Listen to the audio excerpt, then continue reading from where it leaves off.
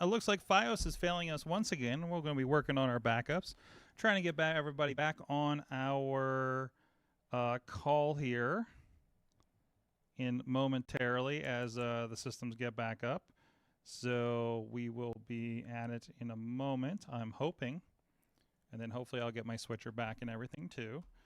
So if you are on Facebook, just hang with us for just a tick here, and we'll figure out what the heck is going on here with our because I still not had a chance to have a strongly worded conversation with Verizon Fios about our internet situation here. So, but I do have my switcher back. That's a good thing. Can I get my Zoom call back? Zoom. Are we back? Are we getting back? We're connecting. We're connecting.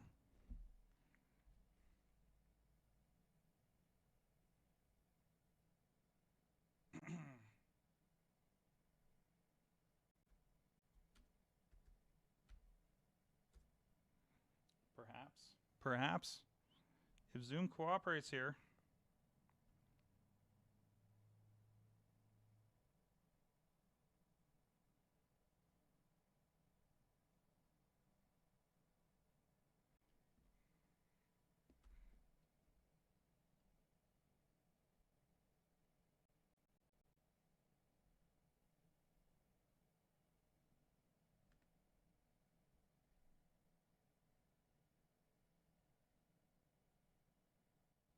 This says no internet. Why does this laptop say no internet?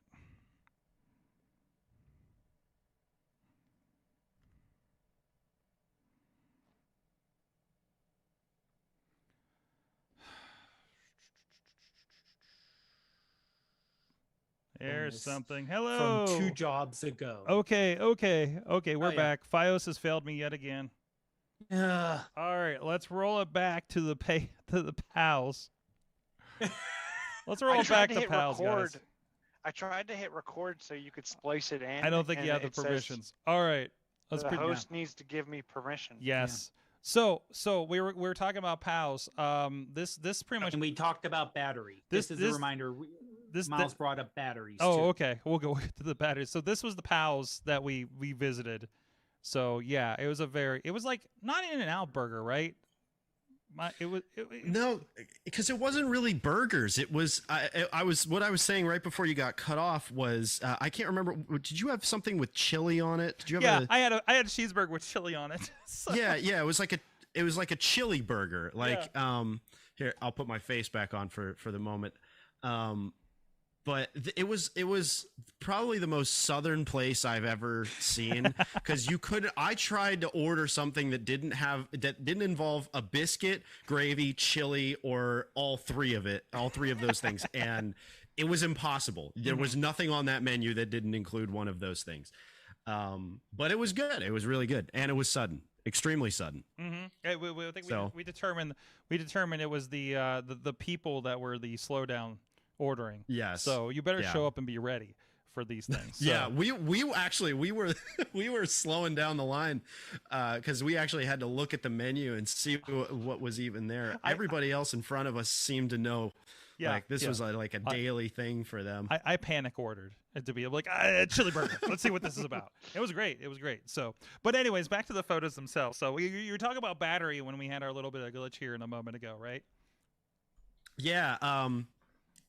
I think we were just talking about how these old cameras all take AA batteries. Yeah. And I had mentioned that Tim, the absolute legend that sold me this camera, included 2 half-used AA batteries, despite the fact that the advertisement says no batteries included. And I got a couple shots out of those. But we were talking about, and Dave has his little point and shoot here. These old cameras just chewed through these AA batteries. Oh yeah, and I don't know why. Yeah. Oh yeah. Well, I can tell you now. Mine actually has a lithium ion. Okay. Mine has a rechargeable lithium ion.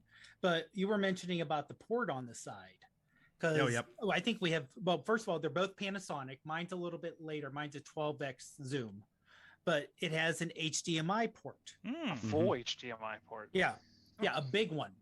So the idea was you would hook that up to a TV, so you'd be able to, or your computer, to view it on your TV. Mm-hmm. So you can do a slideshow, because there is a slideshow setup right on the camera that you can play. And I actually had a Panasonic TV, so it was all kind of built in at the time. So you could actually, let me show you the pictures instead of using this very low resolution screen on the back here.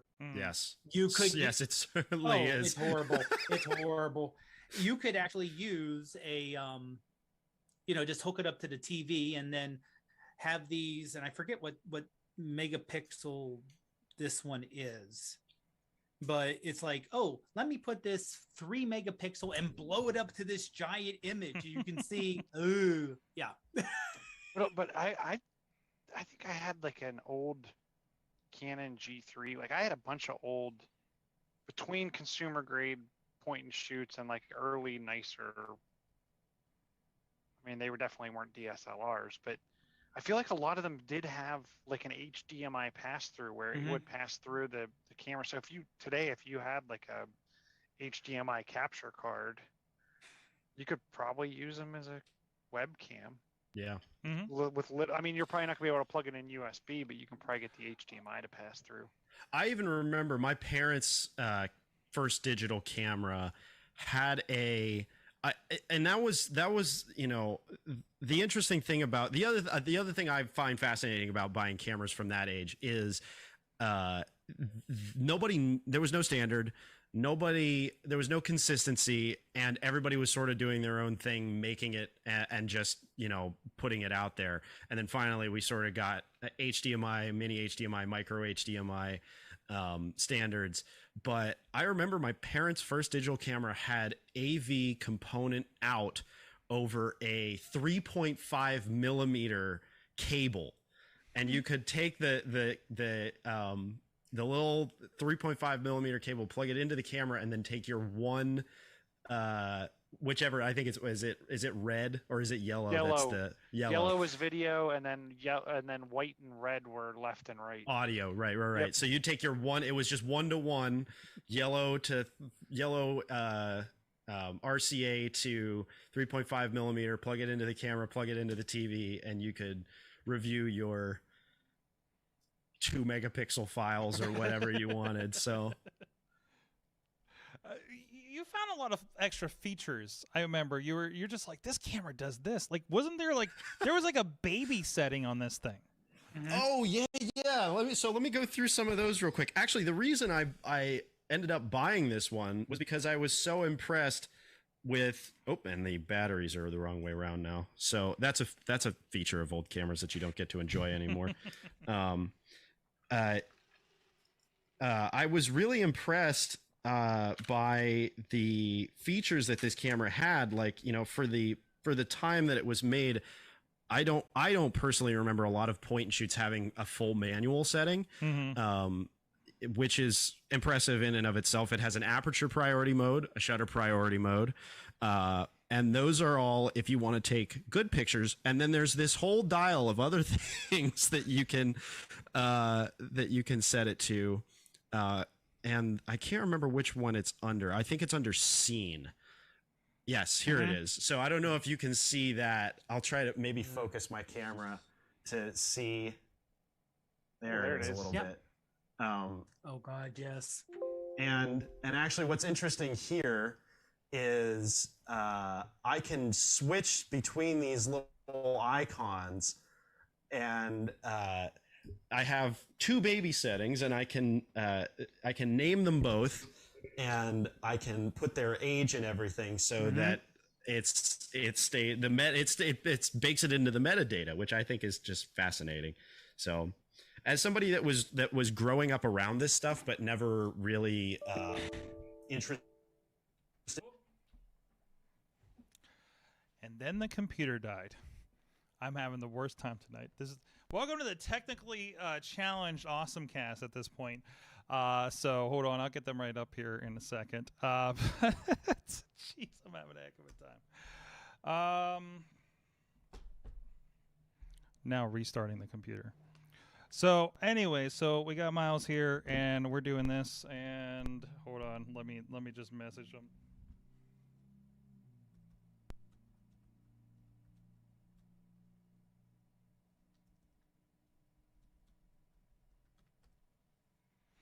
So here's the deal. What's happened lately with our workflow is everything has had to come out of our studio and get reset up every week for the show. And obviously I didn't do a good job with that this week. So we are currently working on some new equipment that actually I literally just ordered today that is going to save us from doing this every week and having this problem. Now I have to edit all this stuff so the podcast makes sense. But hopefully this loads up fairly quickly and we can get back to this, and hopefully people don't have to stay on too long. So this will be a lot of fun. We will be taking down these live streams, by the way. So if there's anybody out there on that one.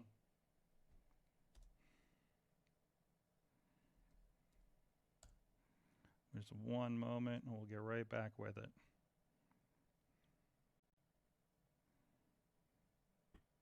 And hey, yeah. So yeah, laptop came unplugged when I was fiddling with something else. This is yep. This is what happens when I don't have the Monday show. Anyways, we were saying about scenes. Yeah, we were just talking about. Dave was just talking about, if you want to reiterate the night mode scene on your.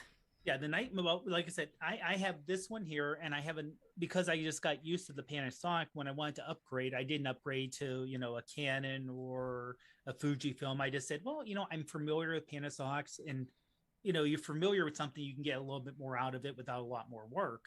So I got a super zoom one, which I think is a 20x optical one, but it's still point and shoot.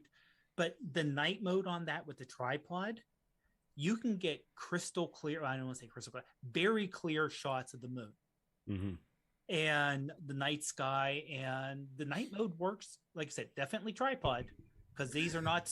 Well, I'm saying, like the newer ones are smart enough with the anti-jiggle technology, and they can have multiple shots. And no, this is not that smart. But the night mode there can take them. Like I said, I imagine the software. It looks the exact same thing as I have. So I'm assuming the software is the same, just a matter of the optics and the zoom. But I'm able to take photos of the full moon with their night mode, basically with 10-year-old technology, software technology. Yeah.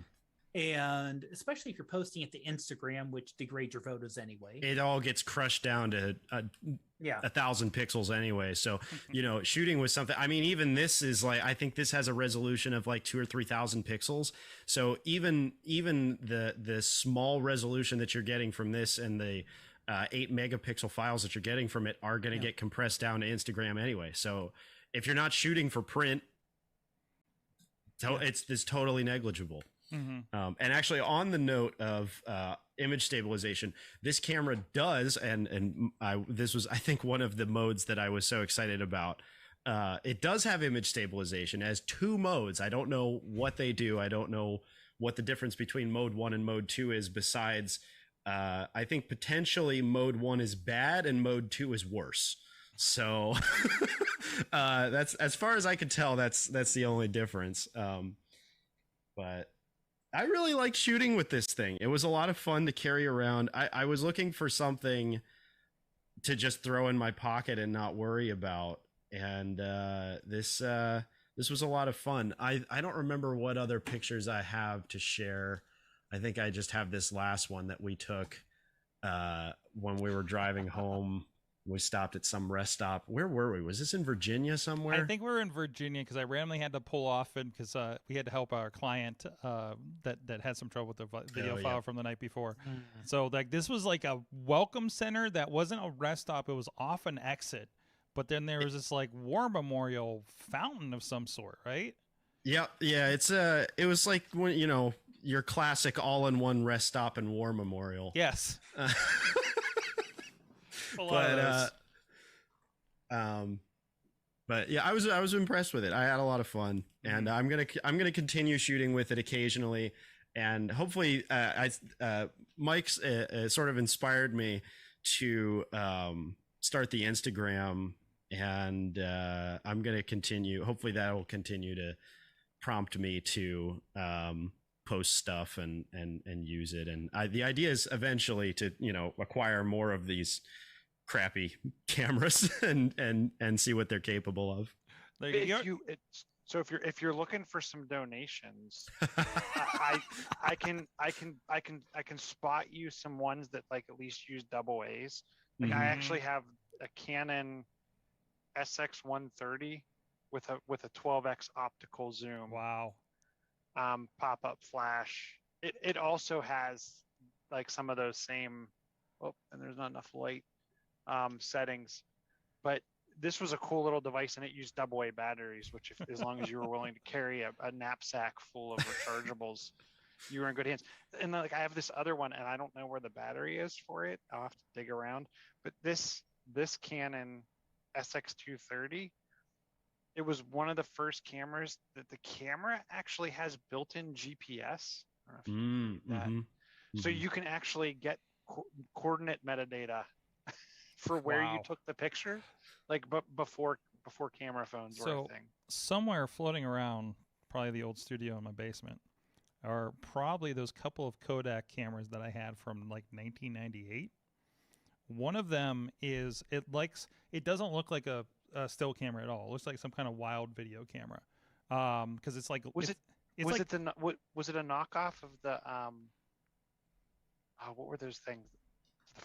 Not flip cam. No. What were the video cameras that everyone used? Not the flip video, the one that had the USB stick that flips out the side of it? Way before that. Is it more like the Sony one that actually took a floppy drive? Oh God! As your storage? No, it was before that. It was definitely before that. I think it was a Kodak. It looked like it was to mini disc. It was like almost like the form factor of a pair of binoculars. Okay, like it was long, right? I mean, it wasn't, and it didn't have like a full-on lens on it. It was just whatever, and you look through the thing, and it was real weird. And I gotta see if I can find that thing. But and I do have like I think it was this DC series, right? That's what it feels like. Early digital camera, 1996. Yeah, these look familiar. Kodak DC series. And I think those do get into the ones that had, and we did have the ones with the floppy. We had the ones with the I still got one floating around with the CD drive. Oh, here's somebody playing Doom on one of these. So what don't they have Doom I for? mean, there you go. There's your Kodak digital. Hold on. Let's see if I can pull this up a little bit. Yeah, on a Kodak digital camera from 1998. That's not one that I had, but that is awesome. That is definitely Doom running on it. So that's wow. I'm flipping through these real quick to see if I can find this wild form factor that I had. So, but because I would carry this around, people thought I was taking video with it because it was so large. It's not the DC 120, is it? Hold on, Kodak. I would say you could try DC 50. It's definitely one of these DC ones. Let's see, DC 120. That looks like. Oh, here it is. Check this guy out. This is the one I had. And hold on. We'll make sure it loads up here. Check this out. The lens was huge for what it was. Doesn't even look like a digital camera. Like, it doesn't look like it should be a still camera, right? It looks like something you should dive underwater with. Yeah, I know, right? It's or night vision. So it is like a night vision. Yeah, I was going to say that looks like some military surplus. Yeah. That was my digital camera. I had that, and I think it was like a DC-25 or something that looked more like a kind of a more like a Lumix kind of situation.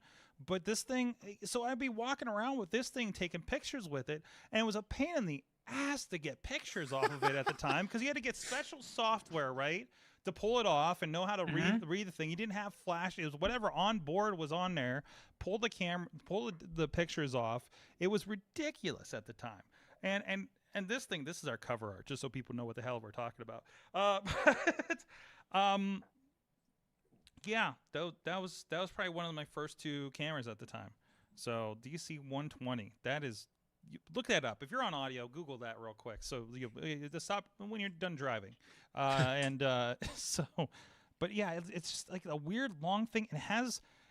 You'll notice it has the strap on the side like it was a handy cam.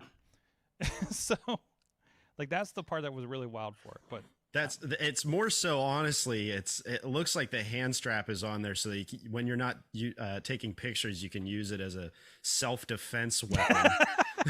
It was large. It was like my entire hand, holding this thing.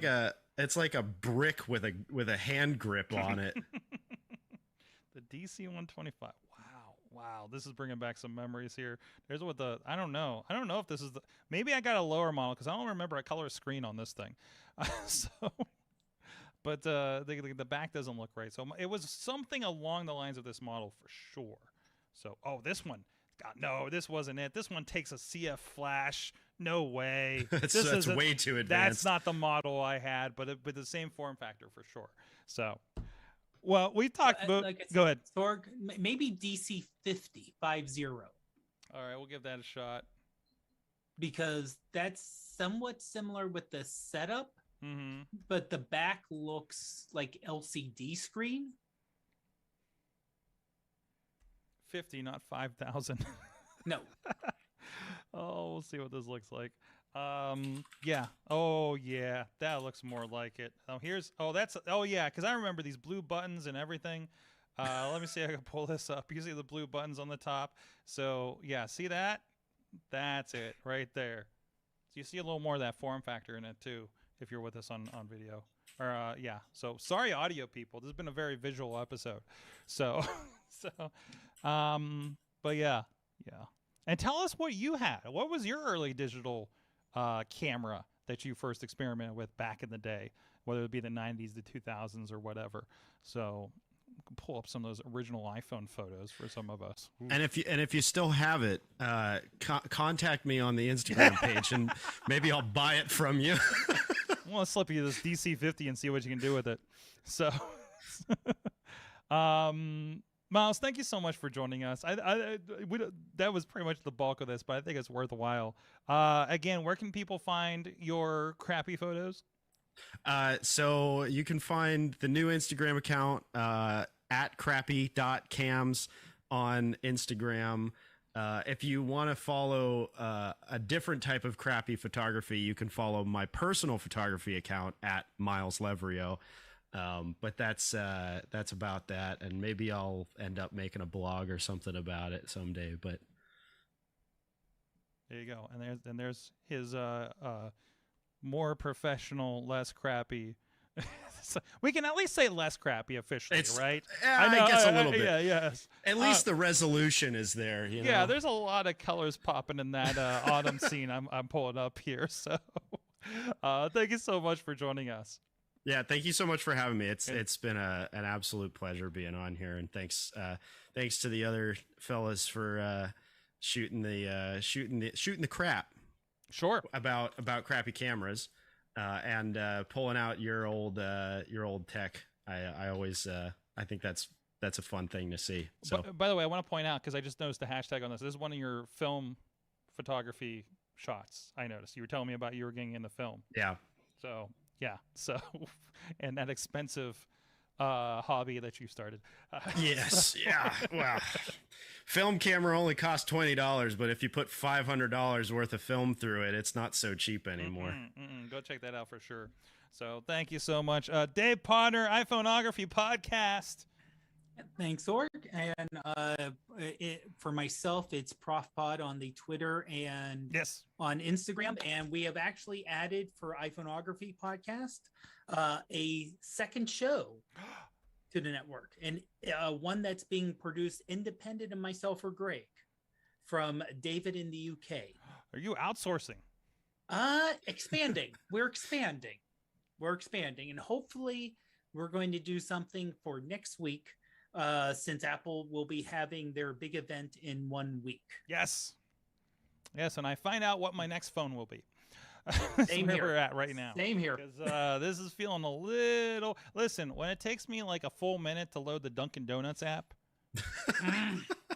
it's time to move on. It takes me a full minute to load the Dunkin' Donuts app, but I can play Asphalt and it looks amazing and no slowdowns. What's happening with this thing? So I'm sure it's just age and OS. Planned obsolescence. Yeah, exactly, right? So as long as you just play video games on it, it's great. If you're taking photos, you might want to take a minute. So I don't know how that goes.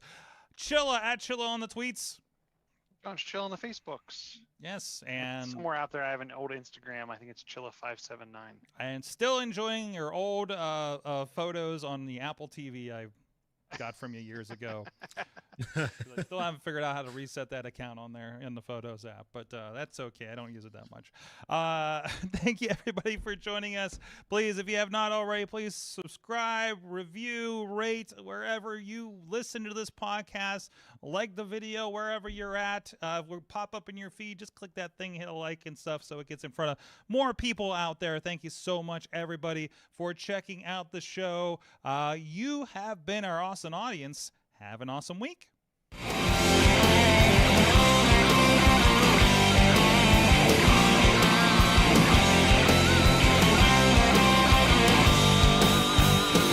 This show is a member of the Sorgatron Media Podcast Network. Find out more at sorgatronmedia.com.